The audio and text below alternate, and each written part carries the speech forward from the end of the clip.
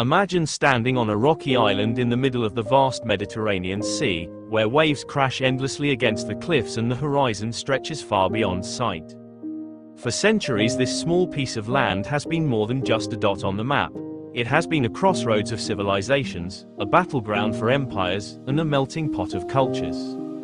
Malta, today known for its stunning blue waters and medieval stone fortresses, once witnessed a dramatic and transformative chapter that reshaped its destiny forever: the rise of Islam in the heart of the Christian Mediterranean. To understand how Islam came to influence Malta is to unlock a story of resilience, cultural exchange, conquest, and survival, a story where geography made the islands both a shield and a prize, and where faith became a bridge as much as a dividing line. Before Islam's arrival, Malta had already been steeped in millennia of history. Archaeological evidence shows that people lived on these islands since the Neolithic age, leaving behind megalithic temples like Haga Kim and Imnashdra, some of the oldest freestanding structures in the world. The Phoenicians, skilled seafarers from the Levant, established trading posts here around 700 BCE, integrating Malta into a vast Mediterranean network. Later, the Carthaginians and Romans controlled the islands, with Roman rule lasting several centuries. Christianity was introduced to Malta during the Roman period, famously linked to the shipwreck of St. Paul in the 1st century CE. After the fall of Rome, the islands passed under Byzantine influence, tying them culturally and politically to the Eastern Mediterranean. By the 7th and early 8th centuries, Malta was a small but strategic outpost under Byzantine administration, fortified yet vulnerable, perched between Sicily to the north and North Africa to the south. It was precisely this geography that set Malta on a collision course with the rise of Islam. The 7th century witnessed the astonishing expansion of Muslim rule across the Middle East, North Africa, and into Spain. Within a century of the Prophet Muhammad's passing, Muslim armies and fleets had conquered vast territories, and the Mediterranean became a contested sea between Byzantines and Muslims. The Arab conquest of North Africa in the late 7th century brought Muslim forces within striking distance of the central Mediterranean islands, including Malta. The islands were not just an isolated outpost, they were stepping stones for naval operations, bases for trade, and markers of political influence. Early Muslim raids in the Mediterranean targeted Sicily, Sardinia, Corsica, and Malta. Historical records are fragmentary, but it is believed that the first encounters between Muslims and Malta occurred during these raids in the 8th century. Byzantine garrisons resisted, but the small population and limited defenses made the islands vulnerable. By the early 9th century, the Aklabids, a powerful Muslim dynasty ruling from Afriqiya in modern Tunisia, began systematic campaigns against Sicily and its surrounding islands.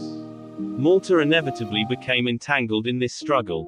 The decisive moment came around 870 CE, when Muslim forces captured Malta from Byzantine control. Chroniclers describe the conquest as fierce, with the main Byzantine stronghold on the islands falling after heavy fighting. Some accounts suggest that the population suffered greatly, with parts of the settlement destroyed and inhabitants either killed or deported. For a time, it may have seemed that Malta was reduced to a depopulated outpost. But this was only the beginning of a deeper transformation, for the Muslims were not just raiders.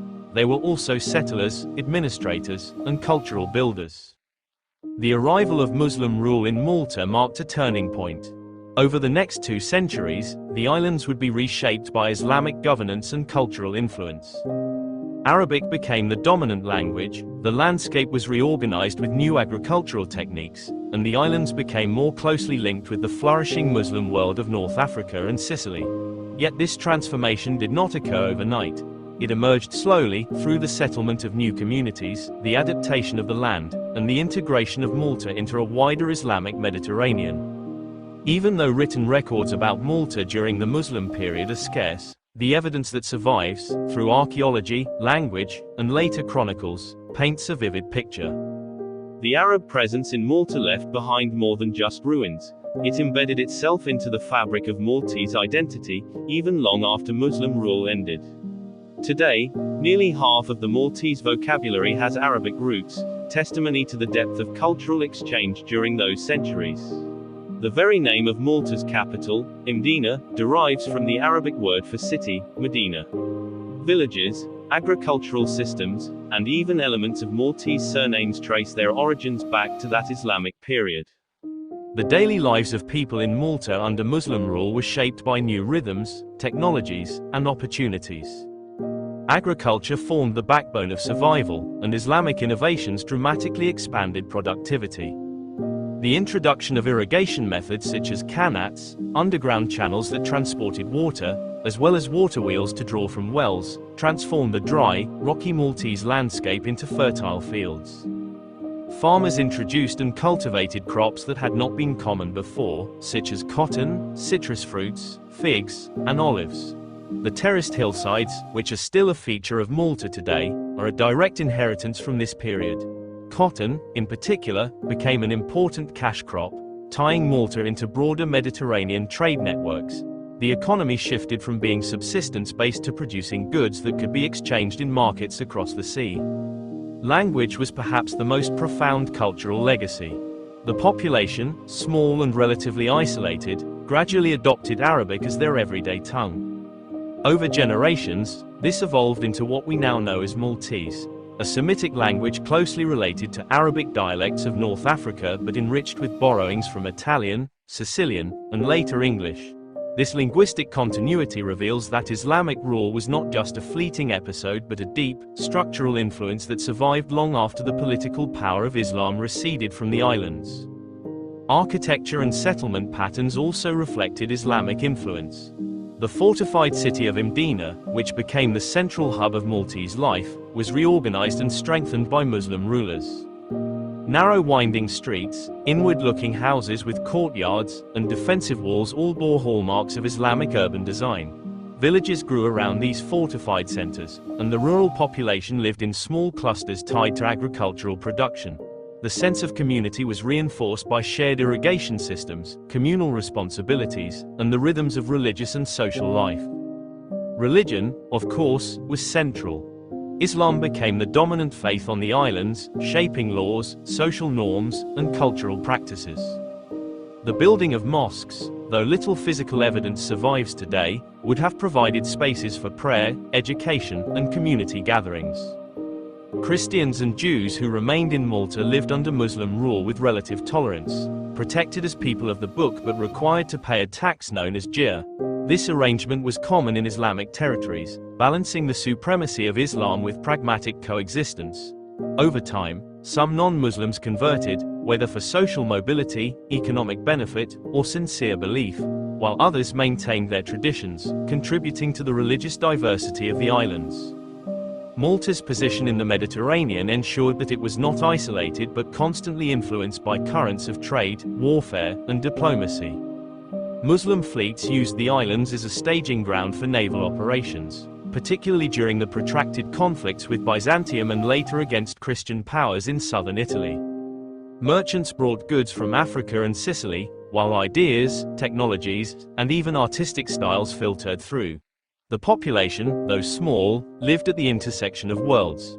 A farmer in Malta might cultivate olives using techniques brought from North Africa, speak a dialect shaped by Arabic, trade cotton with Sicilian merchants, and pay taxes to an emir whose authority ultimately came from a distant capital like Kirwan. This flourishing under Islamic rule was not without its challenges. Raids by rival powers, shifting alliances, and the constant threat of reconquest by Christian forces kept the islands in a state of tension. Yet for nearly 2 centuries, Malta remained under the Islamic cultural and political sphere, deeply transformed by it. By the 11th century, however, the tides of conquest were shifting again. The Normans, fierce warriors from northern France who had carved out a kingdom in southern Italy, began looking southward towards Sicily and its neighboring islands. In 1091, Count Roger I of Sicily launched an expedition that brought Malta under Norman control.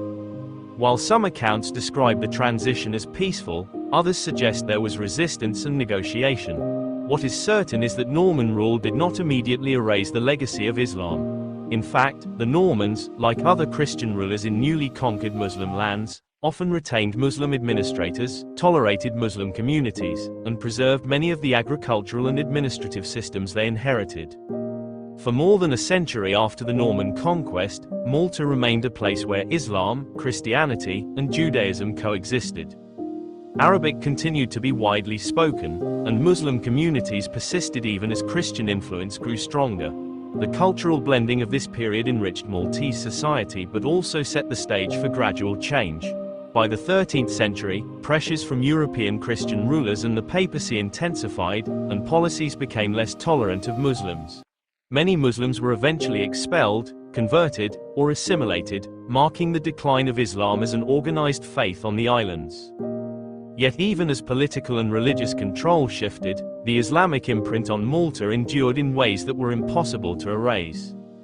The very foundations of Maltese agriculture, settlement patterns, and language had been reshaped by 2 centuries of Islamic presence.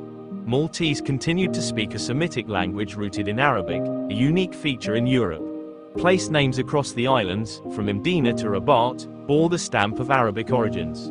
Everyday words, family names, and agricultural practices carried echoes of the Muslim centuries. The long-term influence of Islam on Malta is best understood not as a temporary occupation but as a deep cultural layer that fused with other influences to create something distinctive. Malta became, in essence, a Mediterranean hybrid, where Latin Christianity, Arabic Islam, and local traditions interwove. This hybridity would later serve the islands well, as they became contested yet resilient under successive rulers, from the Knights of St. John to the British Empire. Today, when visitors wander through the narrow streets of Mdina, admire the terraced hillsides, or hear the Maltese language spoken, they are encountering living traces of that Islamic past. The rise of Islam in Malta was not just a moment of conquest, it was a period of transformation that embedded itself into the very identity of the islands. It reminds us that history is not about sharp divides but about layers of influence, where even after political powers fall, the cultural and social marks they leave behind endure for centuries. In the wider Mediterranean, Malta's Islamic chapter reflects the dynamic interplay between cultures that has always defined this sea. The Mediterranean was never a boundary but a shared space where ideas, goods, and people flowed. The Islamic period in Malta shows how even small islands could become vital links in this network, absorbing influences and passing them on. It demonstrates how faith, language, and culture could travel across waters and reshape identities in lasting ways. The story of Islam in Malta also challenges simple narratives of clash and conflict. While warfare and conquest were undeniable, so too were coexistence, adaptation, and mutual enrichment. The survival of Arabic elements in Maltese culture, despite centuries of Christian dominance afterward, is proof of how deeply human societies intertwine. The resilience of Malta's people, who absorbed and reshaped influences from every conqueror, is a testament to the creative power of cultural contact.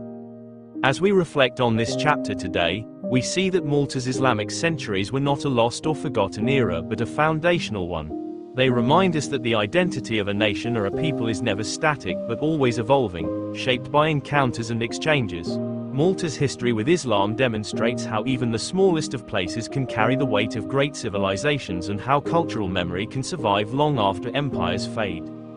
The rise of Islam in Malta is thus not merely a tale of military conquest or religious dominance. It is a story of transformation, adaptation, and legacy. It is about how a set of rocky islands at the center of the sea became a meeting point of worlds and how that meeting continues to echo in the language, culture, and identity of Malta today. THNAKS for watching the video.